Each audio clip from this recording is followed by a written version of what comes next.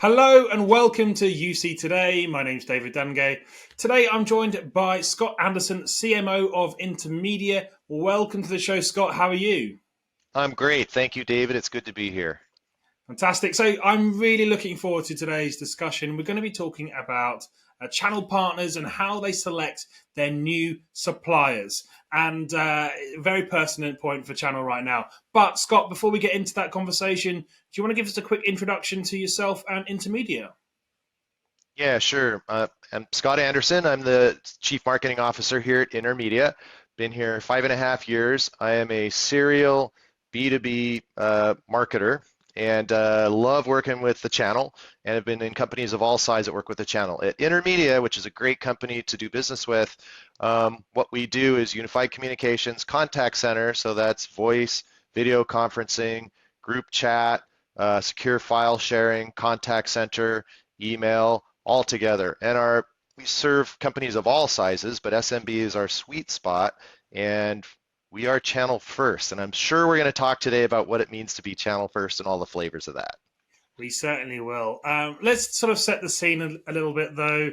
As you look across the market today, what do you see in terms of how technology suppliers are approaching their channel? Are you seeing it pretty much ubiquitous? I.e., everyone's the same, or are you seeing a differing approach across the board at the moment?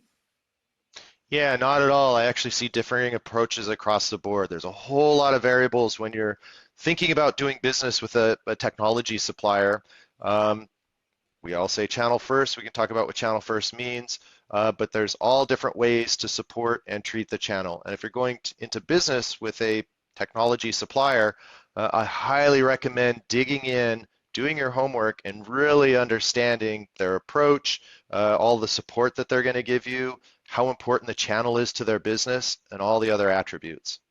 Yeah, well, maybe let's dig into that sort of channel first kind of question a little bit. Then, how do partners, really decipher which suppliers are partner first? I look around the market, and most of the suppliers I see have a channel, route to market, but it's very hard to sort of pull that apart as to which suppliers are more in favour of the channel or not so much, or what that really looks like. But what are your thoughts on that? I'd say there's a really key attribute to take a look at, and that is how important the channel is to that particular supplier. And there's a couple of ways to do that. So one way is to understand the revenue that's derived from the channel for that supplier. So if you have high revenue, channel's going to be more important. They're going to invest more in supporting the channel. They're going to understand the channel more. If they have a business that's mostly direct, and the channel is a very small part of revenue, you can probably deduce from that that there's going to be a lower investment in the channel. And not only that, you might have channel conflicts where they're coming in and competing with you, even though you're a partner of theirs. A third thing to look at is the makeup of their channel. So when you're diving in and just looking at how much business comes from the channel, if they have one or two channel partners that are primarily what gives them the most sales, then that's probably where they're going to invest the most. But if they have a broad layout of multiple channel partners, a big community, then as you start doing business with that particular partner, you're going to have more of an opportunity to get the support and the resources that a supplier has. Yeah, I'd probably also add to that actually the direction of travel is important as well. Of course, we see these swings between direct and partner centric, and getting a sort of a statement of intent is probably important as well. If they're moving towards a more channel centric model, how much business do they do via the channel last year as well is also probably an important metric to kind of consider. So let's talk about supply services then. What's important from for a partner to consider from a supplier services point of view when they're looking at a new technology supplier to a relationship to kind of bring on board? Yeah, there's some key areas that I would say to look at for sure. So one of them is level of support you're going to get. You want to make sure that when you work with a supplier, and you know this, that you're engaging with your customer and there's an issue or you're trying to sell, you want to make sure that your supplier is there for you, giving you the assets that you need, giving you the support that you need to support your customers. That's really important. So we have JD Power certified technical support, 7 years running, and we spend a lot of time making sure that we support our partners and customers. That's important.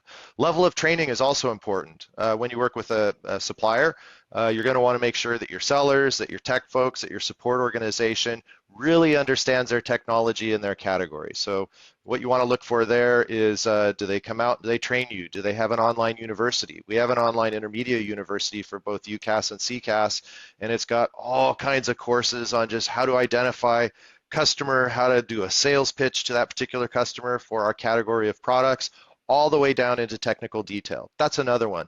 Another one is marketing. So you got to go drive demand. You got to go get new customers. You're cross-selling and upselling into your base. Chances are you cover a lot of different categories, and our category is just one of them. So you're going to want to understand what they have from a marketing perspective. And then the final one is sales support. Not final, but a really important one is sales support. Is your supplier willing to come out and help you close some of those big deals that you really want to close, or to work with your sellers and make sure that your sellers have all the skills that they need to go sell that particular product. So a lot of different attributes, a lot of different categories. You're going to want to make sure that your particular supplier supports all of those areas. They're worth diving into. Yeah, absolutely. I mean, you highlighted some absolute fundamentals there. Training, marketing, and sales support. Absolutely key there. What else are you looking at though from a or what else should partners be looking at from an evaluation point of view when it comes to assessing these relationships? Are there any other areas that they should really dive into? Really understand the supplier's go-to-market model when you're assessing a supplier to do business with. So there's the traditional agent model. So you sell, you get a spiff, you get a commission, and then your supplier takes on probably the support, the billing of that particular customer. And a lot of channel partners like to do that. That's great, and we offer that. Another go-to-market model that we offer, we call a customer ownership reseller model. And what that is our partners buy wholesale. They own the end customer relationship. We support the partner, but they have tier one support. We support them in the billing, but they have the billing relationship with their end customer. They can bundle our solutions with the other products that they sell too, so they have flexibility in pricing and bundling. So as you're looking at various suppliers, there's different models, different go-to-market models. You're going to want to make sure that you choose the one that's right for you and your business. Yeah.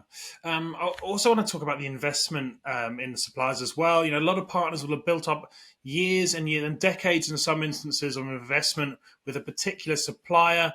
It's not always easy to kind of look beyond that investment you've already made, but maybe you could talk to some of the trade-offs between staying with that supplier that you've spent that time in learning and accrediting and servicing your customers with versus taking on new technology from a new supplier. What are those trade-offs that kind of you see? Yeah, that relationship with your supplier is important, and a lot of it is based on trust, and we know that. And trust from channel perspective, trust with your end customers is really important, and trust with your suppliers is really important. And it takes years to establish those relationships and get up to speed. That's really important. Another thing that's really important is looking forward and what's relevant for your business and business growth. So in technology, and I got to tell you, I've been in technology, as I mentioned, for a very long time, serial B2B marketer. I've seen waves and waves of new technology come in and override old technology. And there are suppliers that one day they're big, and then they're in their twilight or their twilight era, and new technology providers are coming in. And so even though you might trust your current suppliers and your providers, it's always very important to look forward, understand the trends in technology, understand who the new suppliers are, and if you want to try and make a switch or at least dip into new technology or different technology, you don't have to give up that old supplier. So you can invest in that new supplier, keep the old one, see how things are going, and then adjust as you go along. So it's not black and white at all. Yeah. And of course, partner programs play a huge part in partners investing in these relationships as well. What are you seeing from a tiered approach right now? As I see partner programs, these tiered approaches quite often there's very few partners who are getting the most sort of benefits and kickbacks from their suppliers. And they're not always fair across the board. What are you seeing? Do you find tiered programs to be sort of net benefit or negative for partners generally? Yeah, I'd say it depends on the tiered program that technology supplier has. And there's good ones, there's bad ones. As you're evaluating your technology supplier, it's worthwhile to really understand what the tier program is. We have one called the Champions Program. We get a lot of great feedback from all of our partners on it. And essentially, these tiered programs are as channel partners achieve milestones in selling or something else, some other milestone, then they get different levels of benefits. So that's good for the channel partner because if you're achieving more, you achieve the benefits. It's good for the supplier because those channel partners who are achieving more get more of the benefits. So I think it's positive, but every technology supplier has some sort of a program. They've got to have it documented somewhere. And when you're evaluating them, take a look at that documentation, ask the questions, make sure that the tiered program is the one that's right for you. Yeah, absolutely. Scott, let's talk about your forte, marketing. Obviously, partners quite often they need a lot of marketing support. What should they be looking for, what should partners be looking for from their service providers when it comes to that support specifically around marketing? Yeah, marketing support is really important. And there's a lot of things that our channel partners try to achieve, but the three primary categories that we hear from our channel partners that they're trying to achieve from a marketing perspective is new audience acquisition, cross-selling and upselling to their base. And a lot of our channel partners sell a lot of different categories. So it's really important that if they're in the security sector, selling UCaaS into that versus some other sector, that's really important, looking for help there. And then also branding. And so marketing support is really important. I would say as you look at a technology supplier, get access to they should have a marketing portal or website. Take a look at the assets that are available. They should have an ability to drive campaigns for you. If they don't, that's possibly a red flag.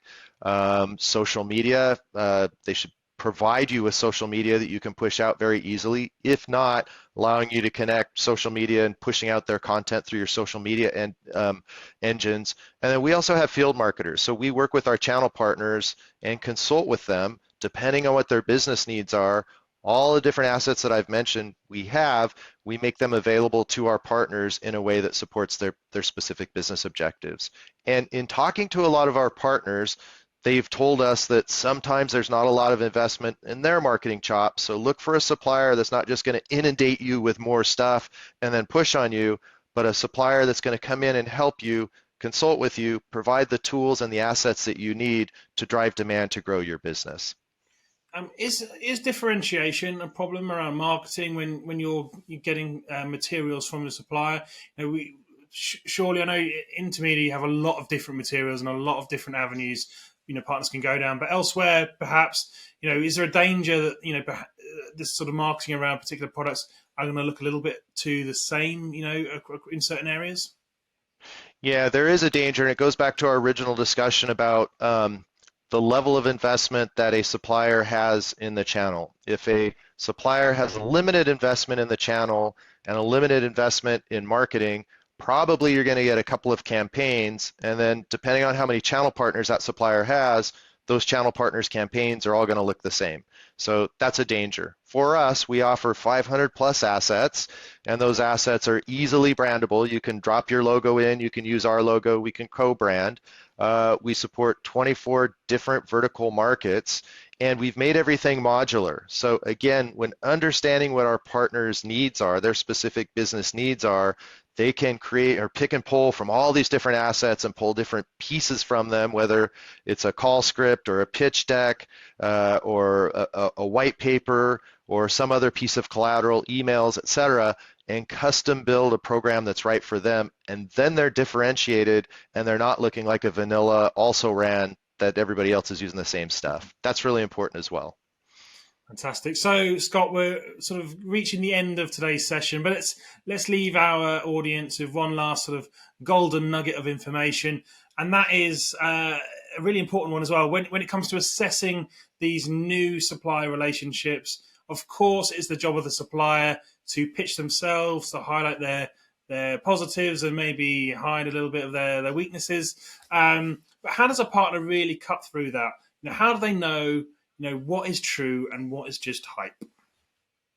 Well, we've already talked about a number of areas that a channel partner should look into to do their homework. And all of these assets, the level of support, the level of investment, all of that's important.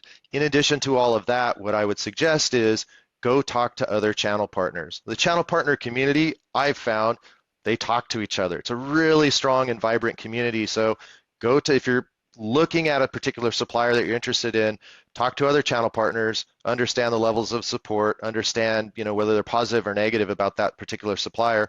And you can even go further and talk to end customers about their level of support and their understanding and the use of the particular supplier's solutions and tool set. There's also other areas where you can easily hear the voice of the end customer. So go to these ratings and review sites. Look at G2, look at Trust Radius. The Better Business Bureau has a website. Those are really good resources to understand at a glance whether there are particular issues or there's really strong support. And then finally, go use their tools, go to their portals, go to their marketing portal, go to their partner portal, and look at it for yourself. Pulling all of that together, you can get beyond the hype and really understand what you're getting into when you're considering doing business with a new tech supplier. Great. I think that's a really great place to end today's discussion. Scott, you've given our audience some really valuable insight into how they can go about selecting a new supplier. I'd like to say thank you so much for joining me and sharing your insights. Thank you, David, for having me. I really appreciate it. Have a good day. And thank you for watching. You've been watching me, David Dungay, on UC Today. If you liked today's discussion, please give us a like and a share on social media. That's it from me. See you next time.